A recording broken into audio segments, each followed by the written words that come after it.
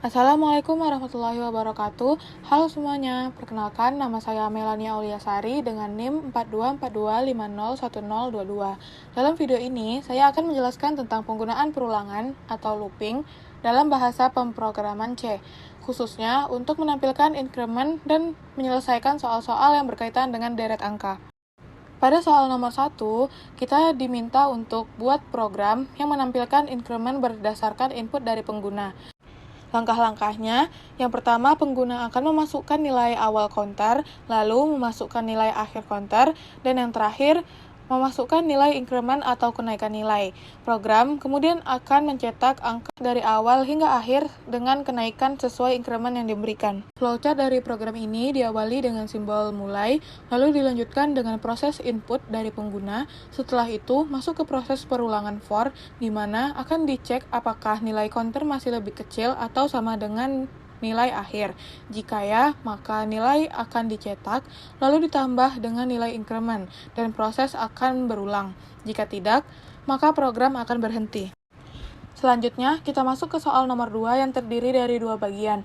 Kedua soal ini menggunakan konsep perulangan untuk menghasilkan pola angka tertentu. Pada soal pertama, yaitu menampilkan deret 1, 2, 4, 8, 16, 32, 64. Deret ini merupakan hasil perkalian 2 secara berturut-turut, dimulai dari angka 1. Kita bisa menggunakan perulangan for maupun while untuk menyelesaikannya. Flowchart untuk soal ini dimulai dengan simbol mulai, lalu kita inisialisasi nilai awal I sama dengan 1. Selanjutnya ada proses pengecekan, apakah I kurang dari atau sama dengan 64. Jika ya, maka nilai I dicetak lalu dikalikan 2, setelah itu program kembali mengecek kondisi. Jika tidak, maka program masuk ke simbol selesai dan program pun selesai. Flowchart ini memperlihatkan siklus perulangan yang terus berjalan selama kondisi batas masih terpenuhi dan nilai I akan berkembang menjadi 1, 2, 4, hingga 64. Soal selanjutnya meminta kita untuk menampilkan 50 bilangan genap pertama yang dimulai dari angka 2. Dengan for loop, kita bisa menggunakan counter 1 sampai 50, lalu setiap nilai dikali 2 untuk menghasilkan bilangan genap. Flowchart-nya dimulai dengan mulai, lalu dua variabel diinisialisasi I sama dengan 2 dan count sama dengan 0. Program kemudian masuk ke proses pengecekan apakah count kurang dari 50. Jika ya, maka nilai I dicetak sebagai bilangan genap, lalu I ditambah 2 dan count ditambah 1.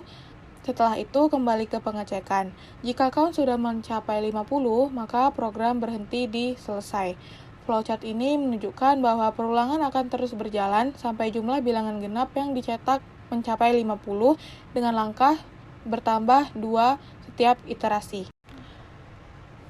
Dari kedua flowchart tersebut, kita bisa lihat pola perulangan sangat jelas, ada proses inisialisasi, pengecekan kondisi, aksi atau proses, dan pengulangan. Pola ini adalah dasar dari semua perulangan, baik for, while, maupun do while. Demikian penjelasan dari saya, semoga video ini bermanfaat untuk memahami konsep perulangan dan logika dasar dalam pemrograman. Wassalamualaikum warahmatullahi wabarakatuh.